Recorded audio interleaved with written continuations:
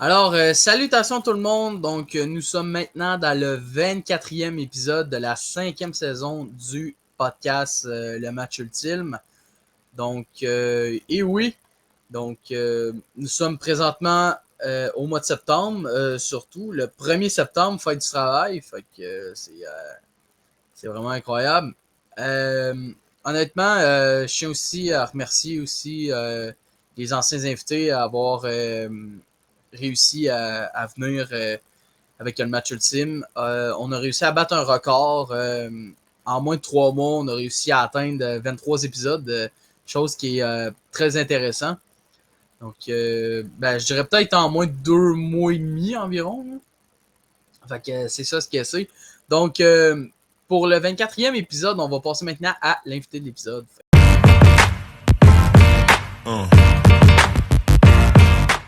Donc, pour l'invité de l'épisode, on reçoit un ancien gars des communications pour le lac Saint-Louis.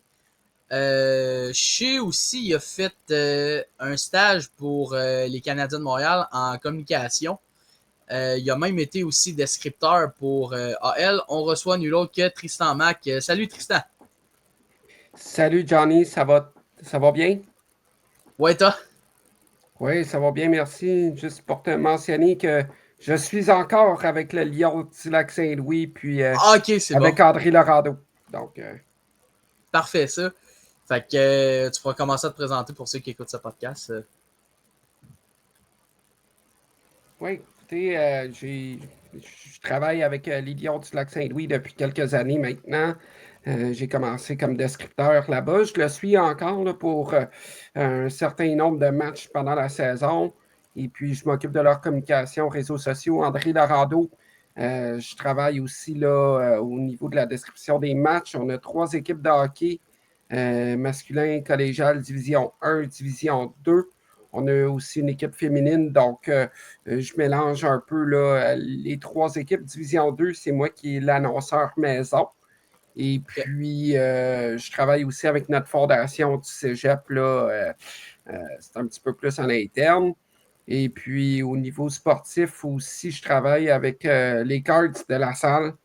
Au Okay. niveau du baseball junior élite, je les aide un peu avec les réseaux sociaux et annonceur maison avec le junior 2A. Donc, ça fait une année pas mal chargée en dedans de 12 mois avec du hockey puis du baseball, mais on aime ça, c'est le fun. Fait que, Parfait, ça. Fait qu'on va enchaîner pour la première question. Je sais que tu es annonceur au baseball. ouais, Est-ce que y a une différence entre le baseball ou le hockey ou c'est complètement pareil? c'est complètement différent. En Okay. sens où est-ce qu'au baseball, tu dois nommer chacun des frappeurs Mm-hmm. qui passent. Il faut que tu nommes tout, tout ce qui arrive, en sens où est-ce que quand il y a des changements de lanceurs ou des coureurs de courtoisie ou des éléments de la sorte. Et puis au hockey, eh bien, c'est simple, c'est les buts avec les passes, les punitions, puis c'est à peu près ça. Puis tu fais jouer de la musique pendant les arrêts de jeu. Donc, tu sais, au hockey, il faut que tu sois allumé, mais au baseball, il faut que tu sois encore plus allumé parce que tu es vraiment au cœur de l'action. Puis, tu sais, là, au baseball, veux pas, quand tu es annonceur maison, c'est toi qui s'occupe de la musique.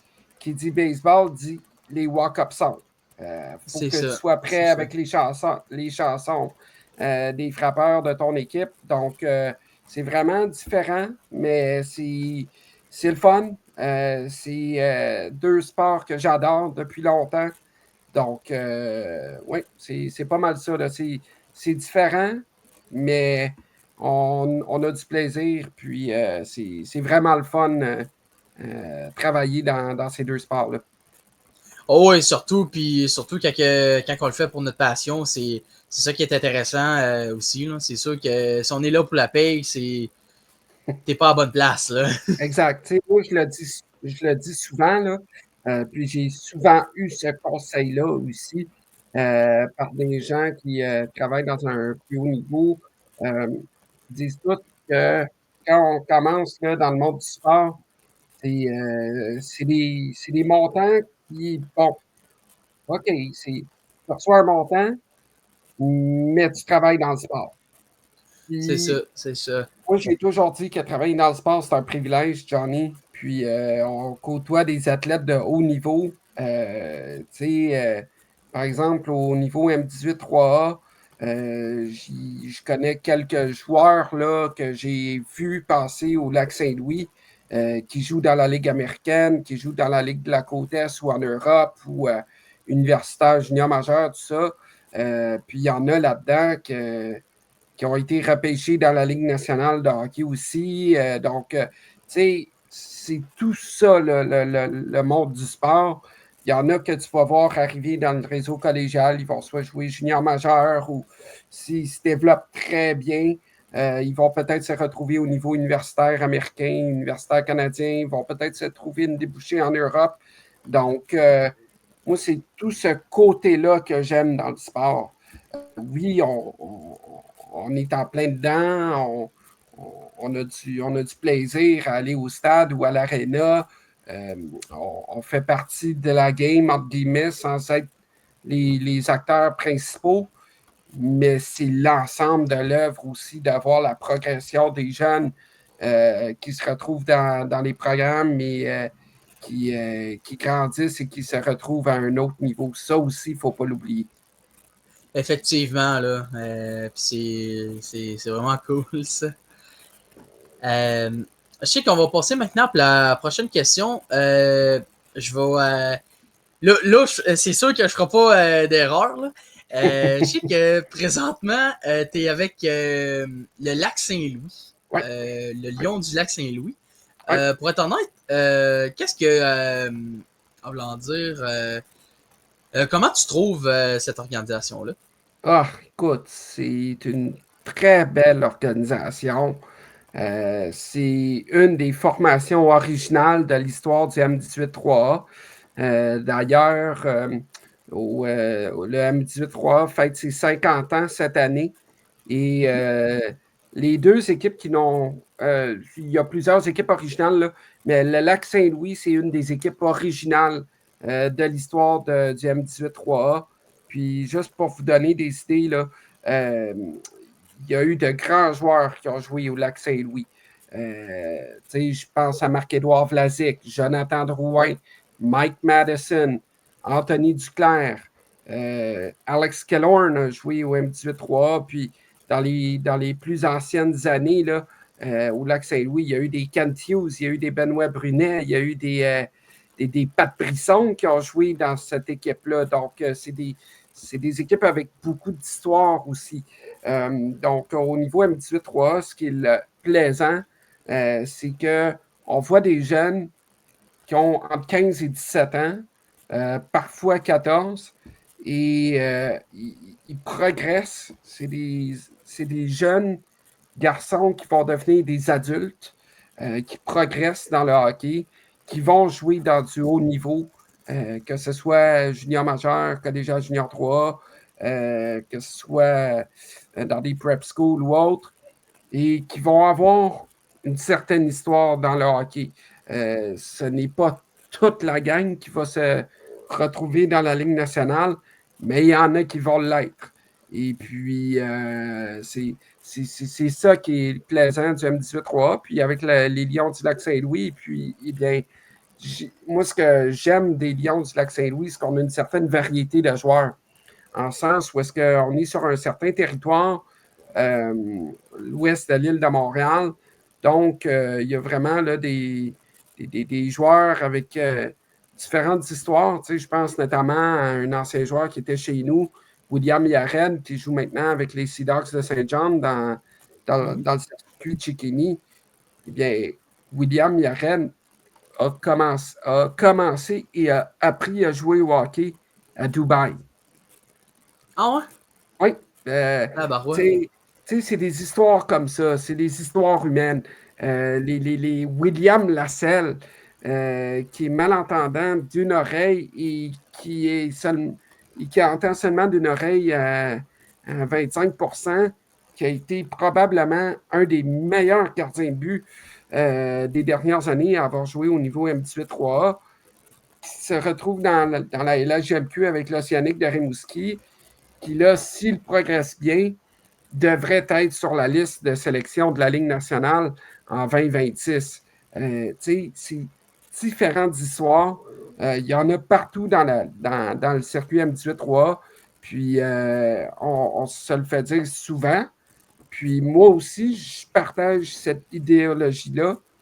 Il faut partager les histoires des jeunes qui gravitent dans la Ligue parce on ne sait jamais quel sera l'avenir de ces jeunes-là.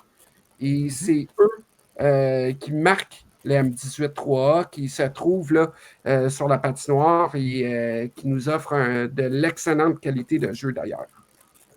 Oui, effectivement. Puis c'est vraiment très intéressant aussi qu'il y ait eu des joueurs qui ont fait la Ligue nationale de hockey.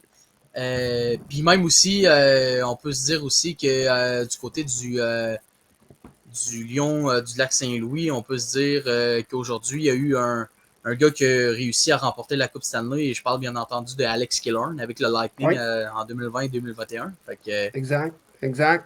Puis Alex Killorn, d'ailleurs, qui est un gars du Nouveau-Brunswick mhm. et qui a déménagé au Québec plus jeune et qui a joué là, avec les Lions du Lac-Saint-Louis. Donc, c'est d'ailleurs un des 5 joueurs là, qui verront, qui ont vu leur numéro à être retiré par les Lions au match d'ouverture, d'ailleurs. Ah, c'est bien ça. Oui. Puis je le dis au présent et au futur, dépendamment de quelle heure que les gens vont regarder là, le podcast. C'est bon ça. Je sais que t'es descripteur du AL Oui, hockey masculin. exact. Boomerang du Cégep Euh, André Laurando. Oui. ouais, c'est ça. Est-ce que tu as une préférence entre, entre les communications ou les descripteurs ou tu n'as pas de préférence? J'ai pas nécessairement de préférence. Que- C'est des défis qui sont tout aussi intéressants. Par exemple, de la description de match, il faut que tu sois préparé. Si tu ne l'es pas, ça va être compliqué. Il faut que tu étudies les noms des joueurs, des deux équipes, les histoires de ces jeunes-là, où est-ce qu'ils ont joué dans le passé, la progression des jeunes, etc., etc. Non, c'est plaisant de faire de la description. J'aime aussi faire de la communication, de la logistique, de soirée de match et tout ça. C'est super le fun.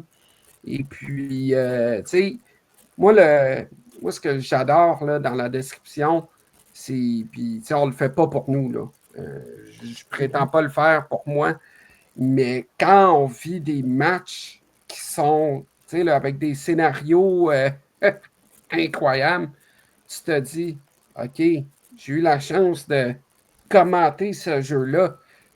Ce n'est pas moi qui l'ai joué. Je l'ai commenté.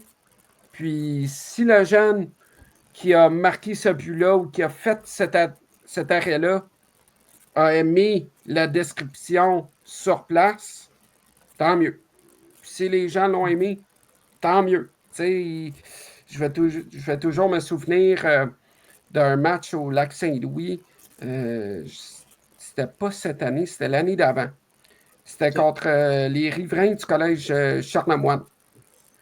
L'équipe est en train de tirer de l'arrière et puis il reste environ une quinzaine de secondes au match. Au M18-3A puis au collégial, et si je ne me trompe pas dans le junior 3A, mais je ne suis pas certain. Les entraîneurs ont le droit d'appeler 2 temps d'arrêt. que- Donc là, temps d'arrêt, l'entraîneur sort le tableau avec le crayon, tout ça. On est en train de tirer de l'arrière là, par un but. Les Lions marquent un but. Là, Tabarouette. on revient de l'arrière, là. Puis il reste environ 9 secondes. On en marque un autre. Tabarouette. Puis là, c'était complètement fou, ce match-là. Et puis, finalement, les Lions ont remporté le match. On a gagné la partie.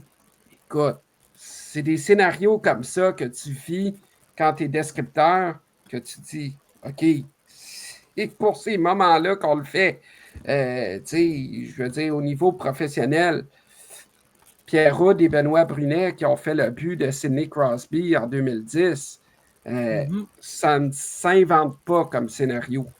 Ben non, ben Sauf, non. sauf que quand tu le vis pleinement, tu apprécies le moment, et puis après ça, ben, les personnes qui sont impliquées dans le jeu vont te reparler de cette histoire-là, et ça en fait un très beau souvenir. Là.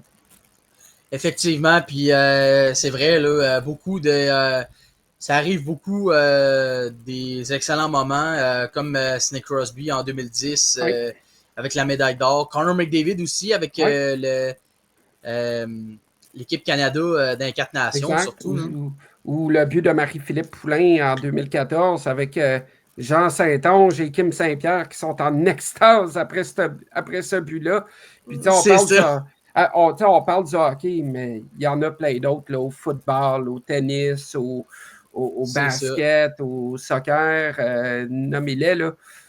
Tous les sports ont leur particularité et ont Mhm. leur scénario de rêve. Là.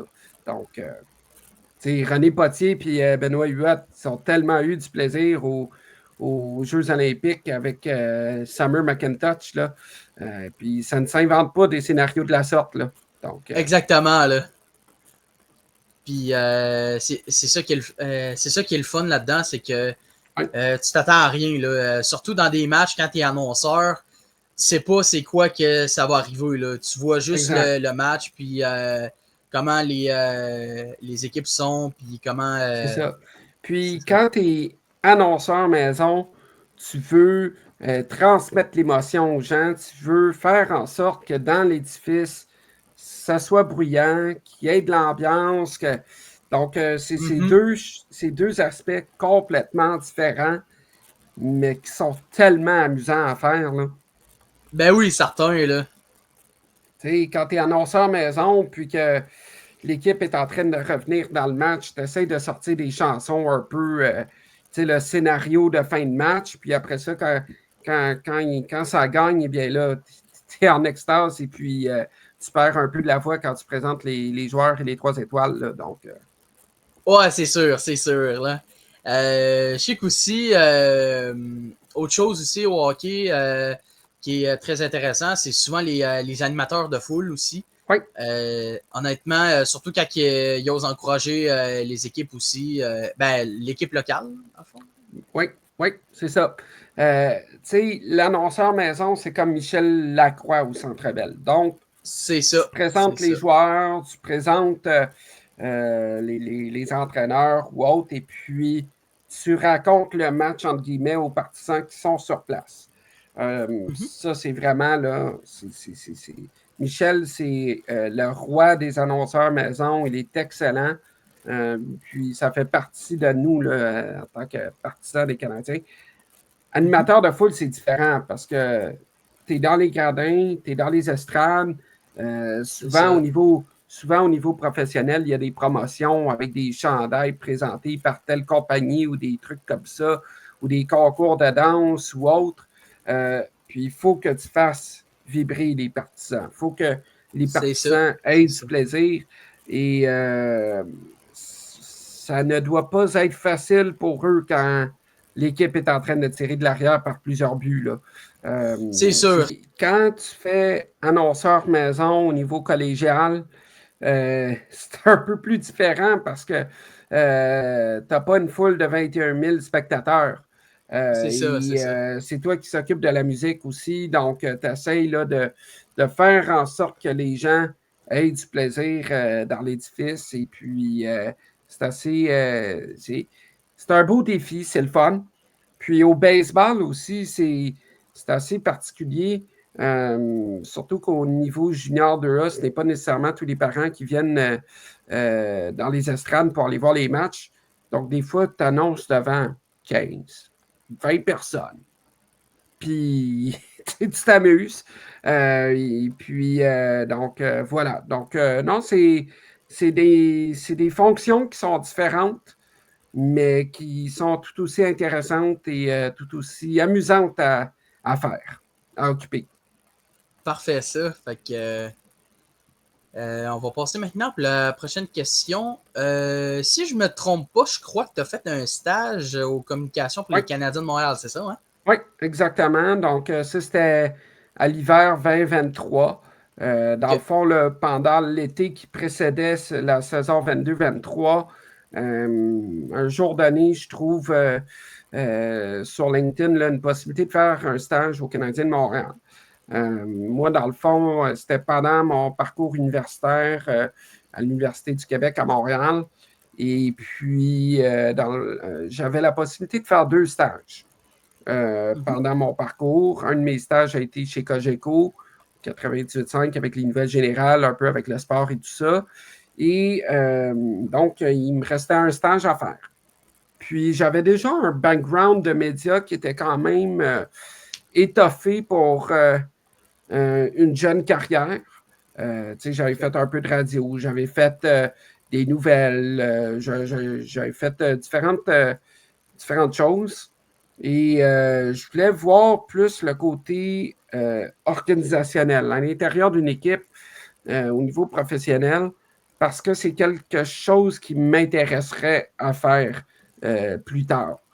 Alors, j'ai consulté différentes personnes qui font partie de mon entourage professionnel et personnel, question de me préparer un peu, de savoir est-ce que je m'embarque dans ce défi-là ou pas?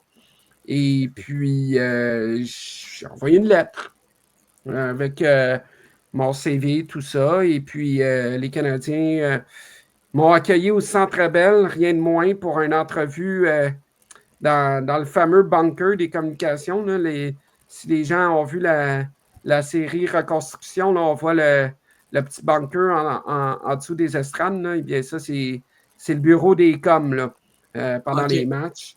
Et puis, c'est là que s'est passé mon entrevue. Et puis, environ un mois après, l'adjoint de Chantal Maccabé m'appelle pour m'annoncer qu'ils étaient intéressés pardon, à m'avoir en stage. Donc, j'ai dit bien oui, absolument. Et puis, j'ai fait ça pendant un hiver de temps. Ça a été fantastique. J'aidais l'équipe des communications pour tout ce qui est le service avec les médias. Parce que je peux te confirmer tout de suite que les soirs de match, la machine à hot dog, elle roule. Elle Ouais, roule, c'est la vrai. machine à hot dog, là. Puis, c'était une grosse soirée, les soirées de match, là. Donc, je préparais tout ce qui était les loges pour les diffuseurs, question qu'ils aient leur note de presse de prête en arrivant à leur bureau sur la passerelle. Donc, pour les médias diffuseurs, donc radio locale, radio visiteur, télé locale, télé visiteur. Je m'assurais que tout soit bien là, pour tout ce qui est l'entrée des médias. Parce qu'au Centre Bell, il y a une entrée différente pour tout ce qui est les médias, les dignitaires et ces personnes-là. Et puis ensuite, les soirées de match, eh bien, j'étais sur la passerelle avec l'équipe des coms des Canadiens. Et puis, entre les périodes, je m'occupais des médias aussi, s'assurer qu'ils aient les statistiques à jour, des trucs comme ça. Et puis, après les matchs, eh bien, j'aidais l'équipe des coms là, pour tout ce qui est le point de presse de Martin Saint-Louis, préparer la salle, s'occuper du joueur qui faisait l'entrevue virtuelle à l'antichambre le samedi, tout ça. Donc, non, ça a été super enrichissant parce que une fois que tu rentres dans la Ligue nationale, une fois que tu rentres dans une organisation professionnelle, le mot le dit, professionnel, professionnalisme. C'est ça. Donc, tu apprends vraiment là, à bien travailler. Oui, il y a des gens qui sont un peu intimidants quand tu les vois de loin, mais n'en demeure pas moins qu'il faut que tu sois professionnel quand tu travailles dans ce milieu-là. Là. Puis ça m'est arrivé de croiser quelques fois des personnes que j'ai vues et que j'étais ouf, lui, il est intimidant. Puis, tu le vois par l'aura de la personne.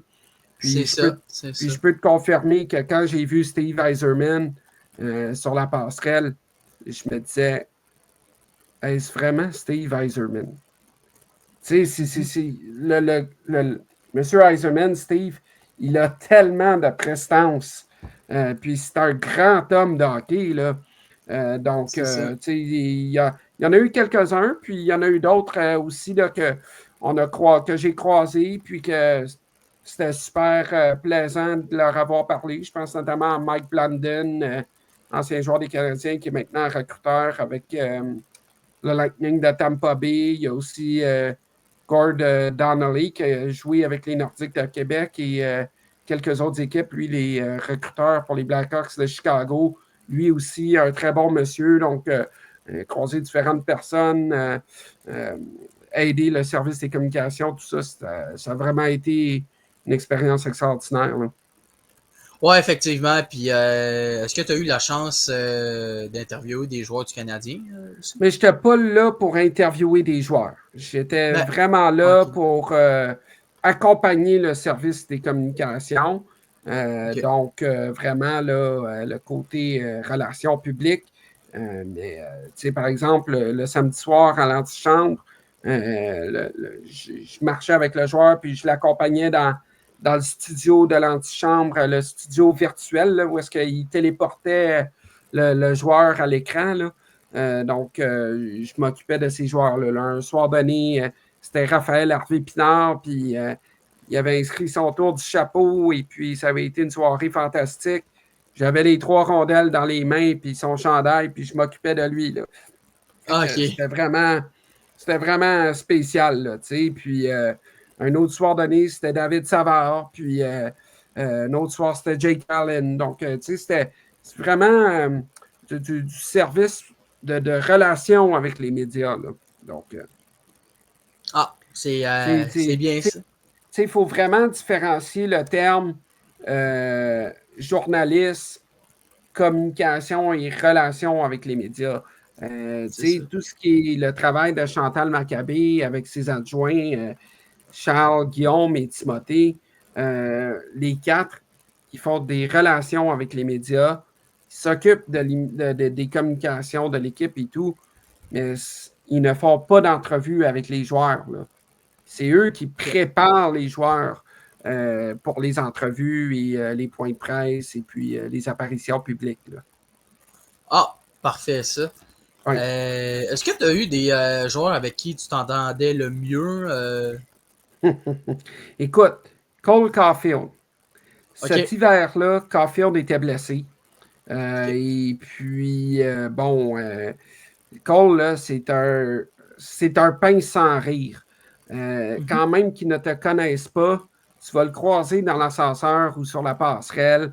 Il va donner un Fitzbum s'il te voit avec une épinglette des Canadiens sur le veston, tout ça. Il y a lui avec qui je m'étais bien entendu. Il y a David Savard, un peu Gallagher aussi. Donc, il y en a eu quelques-uns, là. Disons que, côté professionnel, c'était une bonne relation sur place, si tu veux. Là. Je veux dire, on ne fait pas des textos avec les joueurs puis on ne demande pas les numéros de téléphone quand même. Là. Ouais, c'est Mais, sûr, mais, c'est mais, sûr. quand on les croise sur la passerelle, on a une bonne relation avec eux. Je me rappelle à un moment donné, Brendan Gallagher, cet hiver-là, il était blessé, là, puis il ne pouvait pas jouer pendant un certain temps, puis je peux te confirmer que cet hiver-là, il y en a eu des blessés. Et puis, moi, dans le fond, à chaque entracte, j'allais chercher des feuilles sommaires et tout ça, des périodes, pour les donner aux joueurs et pour en donner aux médias diffuseurs. Donc, je faisais une petite tournée sur la passerelle, m'assurer que tout soit correct.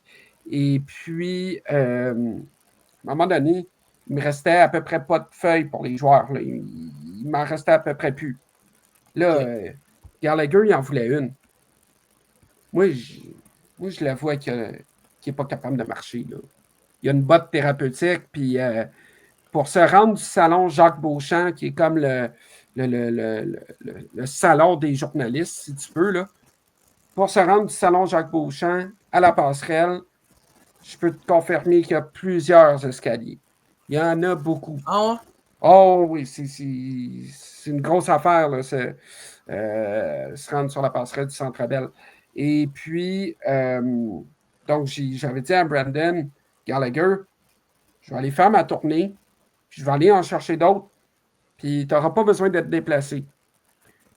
Gallagher me dit, je vais me déplacer quand même, puis je vais aller au salon Jacques Beauchamp ramasser les feuilles, tout ça. Je dis, non, Brandon, t'as une botte, là. Tu sais, reste à ton siège, ça va me prendre 5 minutes, je vais t'en amener une feuille. Il me dit, OK, c'est beau. J'ai été chercher la feuille, il m'a fait un fait spam, puis Caulfield, il avait bien aimé ça aussi. Donc, tu sais, toutes des petites actions de la sorte, là, tu sais. Mais celui avec qui j'ai vraiment développé une très belle relation et que c'est un ami personnel maintenant, c'est Patrick Chèvrefils, le Ah, OK, gardien de ouais. but Ouais, j'ai d'urgence. entendu parler. Ouais, j'ai entendu parler. Oui, on a entendu parler. C'est lui qui était assis au banc des Canadiens quand Oui, oui, oui. Montembeault s'est blessé pendant les séries contre les Mhm, Capitals. Moi, mhm. c'est pas compliqué. Les soirées de match en troisième période, j'étais assis pas très loin de Patrick, donc pas très loin de la porte de sortie de la passerelle, parce que je savais que j'avais un petit rush puis que j'avais beaucoup de choses à faire après les matchs, donc j'étais pressé. Alors, je m'assoyais avec Patrick. Puis, Patrick et moi, on s'est mis à se parler, tout ça. Puis on est devenus des amis personnels. On s'écrit très souvent. D'ailleurs, il m'a invité à ses noces et j'y étais. Donc, tu sais, là, c'est vraiment là, une très belle relation que j'ai développée là, euh, au Canadien là, avec le gardien de but d'urgence, mon ami Patrick Chèvrefils. Ah oui, c'est sûr. Puis, ben honnêtement, ça a l'air d'être une excellente personne du côté Ah, de. c'est incroyable. C'est Patrick, là, c'est une personne authentique. C'est une bonne personne. Puis, non, je l'apprécie beaucoup. C'est bien ça. Je crois que tu as été scout, je pense, c'est ça? J'ai fait un peu de recrutement aussi Un peu. pour André Laurando. Je l'ai fait pendant 2, 3 saisons environ. Mhm. Ce que je faisais surtout, c'était de ramasser de l'information de différentes équipes au niveau M18 3A, M18 Division 1. On ramassait des informations, je les transmettais à notre personnel d'entraîneur, personnel d'opération hockey, et puis je leur laissais prendre les décisions. Moi, je ramassais des infos concernant les joueurs, concernant leur potentiel hockey.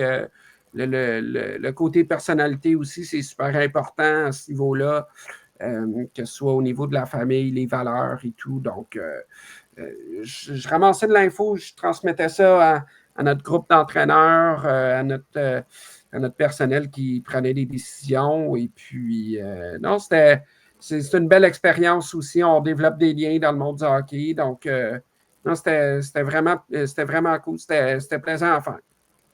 Ah, ben, parfait ça. Puis Euh, d'ailleurs, on a gagné un championnat en 2024 contre les Rebelles du Cégep de Sorel-Tracy. Puis c'était vraiment là, une très belle gang de joueurs qui nous a fait gagner ce championnat-là. Et puis vraiment là, une très belle histoire, une belle histoire d'équipe, une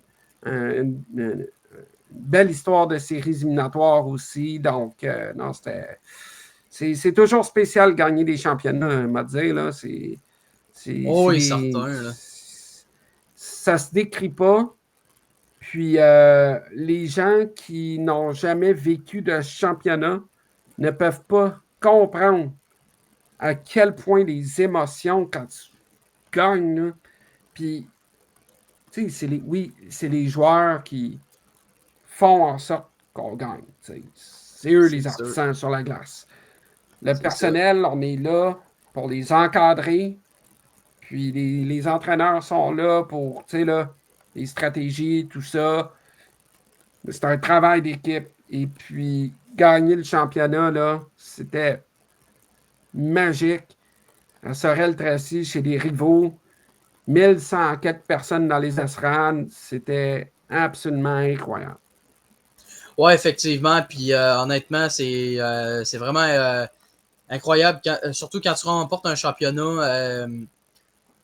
Surtout, chaque championnat, il y a toujours un Oui, moment spécial, là, oui. surtout. Là. Oh, oui, absolument. Puis le championnat de 2024, tu sais, c'est. Écoute, première ronde, on joue contre le Collège La Flèche, qui est une bête noire. Euh, on ne les avait pas battus en saison régulière. On arrive en séries éliminatoires. C'est difficile, mais on les bat en 4 matchs dans une série de 3-5. Ensuite, on se retrouve du côté des finales du Cégep de Thetford. Une excellente organisation hockey du côté des filons du Cégep de Thetford, là, vraiment bien dirigé, bien encadré, tout ça. Et puis, un de nos gardiens de but de cette saison-là, Alexandre Bellemare, le fils de Luc d'ailleurs. Et Ah, ok. ouais, Alexandre, lui, sa première saison de hockey junior, il l'a joué à Thetford. Puis bon, longue histoire courte, ça avait été un peu plus complexe. Donc, à la fin de la saison, il a décidé d'aller jouer junior 3A au Collège français de Longueuil pour finalement Mhm. se retrouver avec nous après le temps des fêtes. Et puis, bon, à Thetford, quand tu joues à l'Arena Black Lake, 1000 personnes, petite arena, beaucoup de bruit, très compact. C'est, c'est tellement, comment que je te dirais ça, là? C'est difficile de jouer à l'Arena Black Lake à Thetford, mais c'est ça qui fait en sorte que le hockey, c'est le plus beau sport au monde quand tu joues ces matchs-là. Et puis, bon, ça avait été difficile pour Alexandre. Changement de gardien de but pour le restant de la série. Pour finalement gagner notre série en 5 matchs contre les Filons du Cégep de Thetford. Ensuite, on se retrouve contre les Rebelles du Cégep de Sorel-Tracy.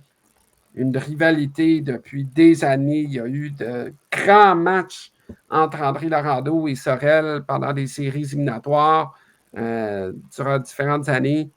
Puis finalement, on gagne le championnat chez eux devant 1200 personnes au Colisée Cardin. Donc, non, c'est vraiment là. Ça, c'est le deuxième championnat que j'ai vécu. Parce que le premier que j'ai vécu, dans le fond, là, moi, je suis arrivé dans l'organisation en 2018. Donc, j'étais étudiant au cégep. On avait parti un journal d'étudiants, tout ça. Puis, l'équipe en avait entendu parler, puis voulait avoir quelqu'un pour les aider côté communication et tout ça. Et puis, l'équipe gagne la demi-finale à Champlain-Lennoxville. On s'en va jouer notre finale contre le collège Lionel Groulx. Et puis, notre responsable des sports me dit, Tristan, peux-tu t'occuper de la description des matchs sur la route pour la série? Parce que notre descripteur a d'autres engagements professionnels pour ces 2 matchs-là. Je dis, ouais, pourquoi pas? Il me demande c'est quoi mon niveau d'expérience en description de match. J'ai 17 ans. Je n'ai jamais fait de description de match de ma vie, à part dans mon sous-sol devant le PlayStation, en train de gueuler comme des fous avec Alex Kovalev qui marquait des buts. Ça donne une idée, là. Donc, j'ai dit à notre responsable des sports, Claude, je n'ai pas d'expérience en description de match, mais je vais le faire. Puis, sur la route, je m'occupais de la description de match. Puis, à la maison, je m'occupais des entrevues d'après-match et tout ça. Puis, finalement, l'équipe a gagné le championnat en 2018. Et puis, j'étais sur la patinoire pour aller récolter des commentaires, entrevues et tout ça là, pour une vidéo promotionnelle pour nos réseaux sociaux. Puis ça aussi, là, c'était fantastique. Je ne l'ai peut-être pas autant savouré que je l'aurais voulu, car je venais d'embarquer, puis je ne savais pas nécessairement dans quoi je m'embarquais. Mais je peux te confirmer tout de suite qu'en 2024, je l'ai vraiment savouré. Puis c'est là avec le recul, on réalise à quel point il y a des sacrifices qui mènent à un championnat. Et vraiment, là, c'est des moments extraordinaires qu'on vit dans le monde du hockey. Quand on gagne, là, ça ne s'explique pas. Effectivement, puis je vais être en note avec toi. C'est sûr que quand tu remportes un championnat, c'est pas mal plus émotionnel. Tu es pas mal plus fier de le remporter quand ça fait des années que tu es dans une équipe que quand c'est ta première année. Là. C'est ça, exact. Puis c'est vraiment très spécial. Les 2 championnats ont des saveurs différentes. 2018, c'était mon premier. C'était un 2e consécutif que l'organisation gagnait. On l'a gagné à la maison. C'était vraiment très spécial. Puis le championnat de 2024, ben, ça aussi, c'était vraiment spécial, là, en le sens où est-ce que on était jeunes en plus. Là, on avait beaucoup de recrues. C'était vraiment un bon groupe de joueurs. Et puis, ça aussi, non, ça faisait 6 ans que l'équipe n'avait pas gagné de championnat. Alors, c'est sûr là, que toute l'organisation, les joueurs, les membres du personnel, tout le monde l'a vraiment savouré. Là. C'était vraiment un moment fantastique à vivre. Oui, effectivement. Contre Sorel, c'était en combien que ça s'était terminé? Ça s'était fini en 5 matchs. En 5 matchs. Oui, ça s'était rendu au match ultime chez eux au Colisée Cardin. Ah, OK. Superbe amphithéâtre d'ailleurs. Ah ouais? Oui, le Colisée Cardin, là, c'est un magnifique aréna. C'est là d'ailleurs que les éperviers dans la Ligue nord-américaine jouent leurs matchs locaux. Oui, c'est vrai. C'est vrai. Ben, je sais que honnêtement, je reste dans le Bas-Saint-Laurent, puis je sais que Moi, honnêtement, j'adore beaucoup le hockey, un petit peu de n'importe quelle Oui. catégorie. Puis je sais qu'en finale de LNAH, je sais qu'il y avait les éperviers qui affrontaient les 3L. Puis je sais qu'il y avait eu 2 matchs que j'avais été à Rivière-du-Loup, dans le fond, pour aller voir les éperviers contre les 3L. Puis ben, honnêtement, j'ai vraiment eu du fun. Hein. Ah ben oui, ben oui. C'est un très bon calibre de jeu. Puis d'ailleurs, quand les Éperviers l'ont gagné, c'était en. Je me rappelle pas quelle période de prolongation, là. En C'était vraiment sixième, en sixième, c'était un très, très, très long match pour eux, là. oui, effectivement. Puis ben, honnêtement, c'est vrai qu'en même temps, ça aurait pu aller d'un bord comme de l'autre entre ces Ouais, deux-là, mais finalement, Sorel a fini par fermer les livres en ouais, sixième exact, prolongation, sixième match. exact, exact. Quel a été ton meilleur moment dans ton parcours? Ouf, il y en a plusieurs.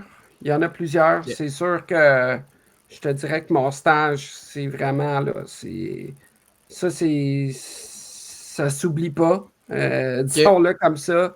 Canadiens, ils m'ont placé d'ailleurs avec l'équipe Spectra pendant une moitié d'été de temps d'ailleurs après mon stage. Donc, c'est sûr que c'est une belle promotion. J'ai pu travailler pendant le Festival des Franco, puis Festival de jazz lors d'un été. Donc, ça aussi, c'était très fun. Faire de la radio communautaire, j'en ai fait beaucoup.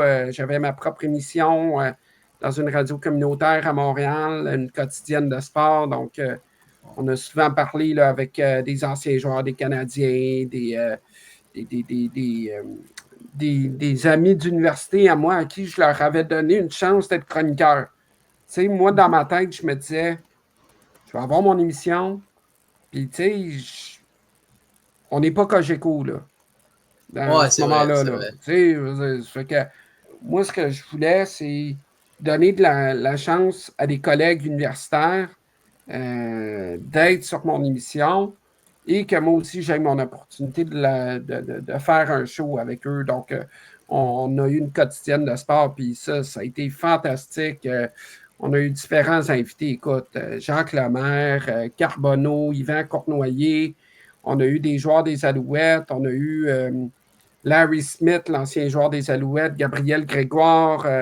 Donc, tu Ah sais, bah là, il y a ouais, eu c'est bon. plusieurs invités. Julien Brisebois. Donc, non, c'était vraiment une très, très belle expérience. Et je te dirais aussi là, que d'avoir travaillé avec Mario Langlois, Jérémy Filosa, Martin McGuire, Danny Dubé, c'était vraiment une expérience fantastique. J'ai été édimestre avec eux, donc je mettais les clips audio en ligne avec des textes et tout ça. Puis, c'est sûr que l'histoire laquelle je vais te raconter, c'est triste, mais en même temps, quelles sont les chances que ça a donné que ce soit moi qui travaillais ce matin-là? Le Mhm. matin du décès de Guy Lafleur. Oui, oui, oui, en 2022. Oui, je travaillais ce matin-là. Puis bon, j'étais en train d'écrire un texte sur Pierre-Yves McSween, qui était chroniqueur à l'émission de Paul Arcan le matin. Puis là, soudainement, sur anciennement Twitter, maintenant X, Mhm. je vois une nouvelle sortir d'un de mes collègues, de ce moment-là, du 104.7 en Outaouais, qui rapporte que Guy Lafleur est décédé. Puis, c'était la sœur de Guy Lafleur qui avait appelé la station pour les invités et tout ça. Moi, ce matin-là, je me dis, ouf, là, je ne peux pas sortir la nouvelle tant qu'elle n'est pas complètement confirmée. Surtout qu'on est un média diffuseur des Canadiens, puis qu'on était la plus haute en termes de code d'écoute et tout ça. J'envoie un texto à mon patron. Je parle avec mon patron ce matin-là. Pour après ça, on se dit, on envoie la nouvelle, c'est confirmé et tout ça. Puis, écoute, ce matin-là, là, c'était un deuil national. Mais en même temps, quelles sont les chances que je travaille ce matin-là? Tu sais, C'était difficile, mais ça a donné que c'était moi ce matin-là. Sinon, un de mes meilleurs moments, je te dirais, c'est quand les Canadiens ont éliminé les Maple Leafs de Toronto Ouais. en 2021. Oui. Moi, à ce moment-là, j'étais recherchiste pour Martin et Danny. Pour la première ronde des séries, Martin et Danny ne voyageaient pas. Parce qu'il faut se rappeler, c'était la COVID et tout ça, puis c'était compliqué pour les descripteurs et tout ça. Donc, Martin et Danny n'avaient pas voyagé la première ronde. Donc, ils travaillaient en studio. Ils avaient des moniteurs devant eux et puis ils se basaient à partir des moniteurs. Puis, on avait des sources audio qui venaient de la Ligue nationale et tout ça pour le mix sonore pour la diffusion radiophonique du match. Et je m'occupais de Martin et Danny ce soir-là. C'est moi je préparais des dossiers pour eux et tout. Et puis, j'ai vu Martin, décrire devant moi l'élimination des Leafs de Toronto avec son Bonne nuit Toronto. Ça, c'était aussi là, fantastique. C'était vraiment là, écoute, ce moment-là, là, puis toute la course aux séries éliminatoires pour se rendre jusqu'en finale de la Coupe Stanley. D'ailleurs, le 24 juin 2021, j'étais dans le Centre Bell avec un de mes amis dans les estrades. C'était incroyable. Pour vrai, là, c'était fantastique. Dehors, quand on est arrivé au Centre Bell, des drapeaux du Québec à n'en plus finir. Ça chantait olé olé. C'était tellement un moment rassembleur dans une période tellement compliquée. Parce qu'il faut se le rappeler, là, il n'y avait à peu près rien. Là. Puis, puis le Canadien avait transporté le Québec, le pays, la nation au complet là, pour dire hey, la pandémie va bientôt finir, là, puis vous allez pouvoir retourner dans les arénas et autres. Là. Donc, non, ce moment-là, c'est inoubliable. Ouais, puis c'est vrai que du côté du Canadien de Montréal, l'événement le plus marquant, selon moi, en 2021, c'était le but d'Arthurie Lekonen contre les Golden Knights. J'étais là dans le building, c'était incroyable. Pour vrai, là, puis on était à environ 2500-3000 personnes dans l'édifice, et puis c'était vraiment, c'était tellement bruyant, puis on pouvait avoir l'impression qu'il y en avait 21 000. Ouais, c'est vrai. C'était vraiment, là, puis après ça, on est resté à l'intérieur, et Jeff Monson a parlé aux partisans. Il nous a demandé de rester dans l'édifice tellement qu'il y avait de gens à l'extérieur. Il y avait une centaine de mille, sinon plus, de personnes qui étaient dehors, qui fêtaient. Alors, non, c'était vraiment fantastique, là. Ouais, effectivement, là. Puis après ça, tu sors dehors, puis ça sent le poivre de Cayenne, ça sent le party, puis c'était vraiment extraordinaire. J'y étais avec mon ami Mathieu Bonne, que je salue d'ailleurs, Mathieu qui s'occupe des communications de l'Armada. Puis j'étais avec lui, là, c'était vraiment extraordinaire. Effectivement, là. Est-ce que tu as eu des anecdotes drôles concernant le hockey? Écoute, il y en a plusieurs. J'essaie de me souvenir desquels que je pourrais te raconter, là, parce que je peux te confirmer qu'il y a certaines anecdotes qui ne sont pas racontables. Mais c'est ça. Mais tu sais, des histoires comme celle avec Brendan Gallagher un peu plus tôt que je te mentionnais là, avec sa botte thérapeutique. Sinon, tu sais, moi, honnêtement, mes histoires avec le hockey, c'est vraiment les matchs marquants. Tu sais, quand, mettons, les deux championnats, mes moments avec Martin et Danny à la station quand j'ai travaillé avec eux. Tu sais, c'est vraiment, moi, ce que je retiens de mon parcours pour l'instant dans le monde du hockey, c'est vraiment les relations qui ont été créées. Puis vraiment, c'est fantastique. Une bonne histoire pendant mon stage. Dans le fond, là, je me suis lié amitié professionnelle avec Stéphane Verret, qui travaille chez les Canadiens de Montréal. Stéphane, c'est lui qui s'occupe de tout ce qui est les camps de jour des Canadiens, les camps pendant la semaine de relâche, les écoles de hockey venant des Canadiens de Montréal, puis tout ce volet-là. Et puis, à un moment donné, un soir donné, il me présente M. Franzi Joseph, qui est le père des deux frères Joseph, Mathieu qui joue à Saint-Louis, P.O. qui joue à Pittsburgh. Et bon, je commence à parler avec M. Joseph. Tranquillement, pas vite, ça devient Franzi, un ami personnel. Et puis, il me demande un petit peu par rapport à mon parcours. J'ai dit que je travaille au hockey, André Laurando, tout ça. Il m'interrompt, il me dit Tristan, je suis un ancien joueur d'André Laurando dans les années 80. Tabarouette! Là, on a vite lié, on a vite lié notre relation. Et puis, oui, on est resté en contact, on s'est échangé nos numéros, tout ça. Puis, il s'implique avec notre fondation au Cégep. Et puis, depuis 2 ans, c'est notre président d'honneur de notre tournoi de golf. Et puis, le tournoi de golf de cette année a été incroyable. On a eu une quarantaine de quatuors de personnes. Et puis, Franzi nous a amené, bon, évidemment, ces 2 garçons, mais aussi Thomas Chabot, Alexandre Carrier et David Savard. Notre encanteur a amené Jean Perron. Donc, j'ai passé la journée avec eux, la soirée, à jaser. Puis, c'était vraiment, là, ça, c'est vraiment une belle histoire. Puis, David Savard, c'est tellement un bon gars.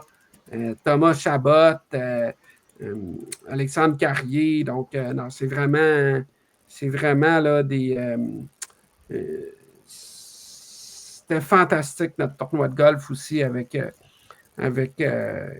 ces 3 gars-là. Puis, tu sais, vraiment, dans le monde du hockey, là, je me suis fait des amitiés, je me suis fait des liens avec différentes personnes. Puis, tu sais, c'est tellement important là, de créer ces liens-là. Tu ne sais jamais avec qui tu vas bien t'entretenir, là, tu sais. Ouais, effectivement, là. Si tu avais quelque chose à changer dans le domaine du sport, ça serait quoi? Ouf, bonne question. Changer, il y aurait bien des choses que je changerais si j'étais ministre des Sports. Honnêtement, il faudrait qu'on ait une discussion d'une journée pour que je te réponde à cette question-là. Mais par contre, des conseils aux gens, ça, je peux en donner très certainement pour les jeunes qui nous écoutent. Moi, c'est vraiment le côté relationnel, le côté essayer. Tu sais, en le sens où est-ce que j'ai fait de la radio communautaire, j'ai fait plein de choses. Tu as le droit à l'erreur. Vous avez le droit à l'erreur, là. Essaye, puis t'apprends de ces erreurs-là. Puis, tu sais, moi, c'est surtout ça là, que je retiens, tu sais. Au secondaire puis au primaire, dans mes années d'école, j'ai toujours été celui qui a eu de la persévérance. Mais ça, c'est super important d'en avoir. C'est vrai, c'est vrai. Puis l'humilité surtout. Il faut que tu sois humble parce que ce n'est pas du jour au lendemain que tu vas te retrouver dans une ligue professionnelle. Et même là, si tu es dans une ligue professionnelle, sois humble parce qu'il faut que c'est un processus, c'est un travail. Tu sais, donc, tout ce côté-là, le côté professionnalisme aussi, c'est super important. Donc, tu sais, c'est différentes choses. Puis, tu sais, dans les relations, dans le monde du hockey, j'en ai fait plein qu'aujourd'hui, je travaille dans certaines organisations. Puis, tu sais, par exemple, André Laurando, notre ancien entraîneur des gardiens, Éric Raymond, c'est lui qui s'occupe des gardiens de but chez les Canadiens de Montréal maintenant. Puis un de mes bons amis dans le monde du hockey, Julien Harvey, il travaille chez CCM. Son frère, c'est l'entraîneur vidéo Canadien de Montréal. Donc, il c'est important de lier ces liens-là et de garder un certain contact. Puis, tu sais, mettons, au M18-3A, à un moment donné, je me rappelle, avant un match contre les élites de Jonquière, j'étais en train de discuter avec Henrik Corneau, qui était l'entraîneur vidéo des élites de Jonquière, qui est maintenant, puis qui a travaillé avec les Saguenayens de Chicoutimi. Cet été, il a été embauché chez les Canadiens pour être l'adjoint à Daniel Harvey. Donc, tu sais, je ne dis pas être ami avec tout le monde. C'est juste de garder un certain lien, de te garder des portes ouvertes. C'est super important. Puis, l'important, surtout, là, c'est crée-toi pas d'ennemis. C'est vrai, c'est vrai. Crée-toi pas d'ennemis, mets-toi pas à dos des personnes pour rien. C'est tout ce côté-là qui est super important. Parce qu'au bout du compte, si tu ne te fais pas d'ennemis et que tu travailles fort, que tu fais bien les choses, sans être parfait en passant, parce que la perfection n'existera jamais, si tu fais bien les choses et tout, tu sais jamais qu'est-ce que ça peut t'amener. Donc, c'est vrai. Tu sais, moi, dans mon cas, jamais j'aurais cru être stagiaire au Canadien de Montréal. Et jamais je n'aurais cru travailler avec mon idole Chantal Maccabée. Tu sais. Exactement. Ça, ça ne s'explique pas ou ça ne se raconte pas dans un. Tu sais, là, c'est arrivé, puis c'est parce que j'ai travaillé, puis. Tu sais, donc, c'est tout ça, là. C'est un package. Exactement. Puis c'est ça qui est bien aussi. Faut être persévérant. Même aussi, faut quand même aussi avoir une bonne attitude, comme que tu viens de mentionner aussi. Oui, ça, c'est super important. Exactement. Faut pas être arrogant, se penser le meilleur que les autres non plus. Là, parce que oui, honnêtement, c'est bien être bon, d'avoir du fun, mais faut que tu fasses bien le travail. Faut pas que tu passes ton temps à rabaisser les autres. Ça te donne à rien parce qu'à un moment donné, ça peut, comme disons, te revoler d'en face. Hein. Exactement. Donc, moi, c'est vraiment ça que j'ai appris dans mon parcours pour l'instant. Puis, c'est ça que j'essaye aussi là, de dire aux jeunes que je vois dans les arénas ou les différentes personnes qui me demandent conseils ou autres, là, quand j'en reçois, pas toujours, mais si j'ai des plus jeunes là, qui m'écrivent ou des trucs comme ça, des jeunes qui travaillent dans les médias, dans les sports, moi, c'est toujours ça que je leur dis. Sois pas arrogant, travaille fort, puis fais les choses de la bonne manière. Exactement. Qu'est-ce que tu aurais dit au Tristan Mac d'il y a quelques années? Il y a quelques années, excusez-moi. Ouf, mon Dieu. C'est sûr que j'y aurais dit, sois un peu moins groupie. OK. Parce que je peux te confirmer tout de suite qu'il y a environ 10-15 ans, j'étais un petit fan qui, c'est ça, aimait les photos, aimait les autographes, aimait ci, aimait ça. J'aimais ça. Puis d'ailleurs, j'en ai chez nous, là, des cadres et autres. C'est sûr que j'aurais dit soit un peu moins groupie parce que des fois, ça peut te revoler contre toi. Mais en même temps, tu as une bonne attitude, ça peut fonctionner aussi, là, tu sais, donc... C'est ça. Quels sont tes projets futurs concernant les sports? Moi, c'est sûr que je veux rester dans le monde du sport. Ça, c'est certain. Là, pour l'instant, je travaille avec la Fondation du Cégep André-Laurando, je fais de la description de match, je fais plein de choses. C'est sûr que le côté philanthropique, j'aime beaucoup aussi. Parce que c'est très gratifiant. Tu sais, quand tu vois des jeunes là, qui ont de la difficulté là, à payer des frais d'inscription ou autre, puis qu'on est capable de pouvoir les aider, ça, c'est super gratifiant quand ils viennent te dire merci et tout. Ça, c'est sûr que j'adorerais ça. Pour l'instant, j'aime beaucoup ce que je fais, que ce soit M18-3A, que ce soit au niveau collégial. J'ai aimé le côté professionnel. Mais une chose est certaine, moi, je veux continuer à travailler fort. Je veux monter de niveau, ça, c'est sûr. L'universitaire, ça me tente. le réseau universitaire. Je pense qu'on a quelque chose à développer à ce niveau-là, surtout côté hockey. Il en manque beaucoup au Québec, là, malgré que là, l'Université Sherbrooke va avoir une équipe gars-filles bientôt. L'Université Laval va avoir une équipe féminine bientôt aussi là, à partir de l'année prochaine. Donc, je pense que les choses s'enlignent bien là-dedans. Mais c'est sûr et certain là, que j'aimerais monter de niveau une étape à la fois. J'ai eu une certaine carrière au niveau professionnel dans les médias. Maintenant, c'est sûr que j'aimerais ça, avoir une carrière dans une organisation. Mais ça, il faut que une étape à la fois. Là, ça ne se fera pas du jour au lendemain. Là. C'est ça.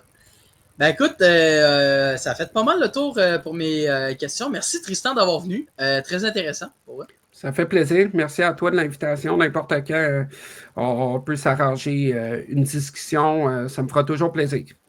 Parfait ça. Fait que bonne continuation. Puis en tout cas, je te souhaite du succès. Puis le mieux pour toi.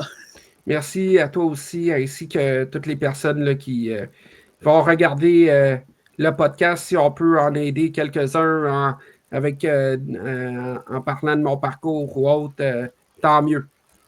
Parfait ça. Fait que une bonne soirée. Merci Johnny. À la prochaine. À la prochaine. Là. Bon, c'est déjà terminé pour le 24e épisode de la 5e saison du podcast Le Match Ultime. Donc, pour le 25e épisode, on va vous tenir au courant. Donc, il reste plus qu'à savoir c'est quoi que ça va être. Donc, pour ceux qui veulent regarder cet épisode de podcast, n'hésitez pas à le regarder, de le partager, surtout d'envoyer un like et de vous abonner au podcast Le Match Ultime. Donc, ça va me faire plaisir. Fait que, on va vous dire à la prochaine pour le prochain épisode. Ciao!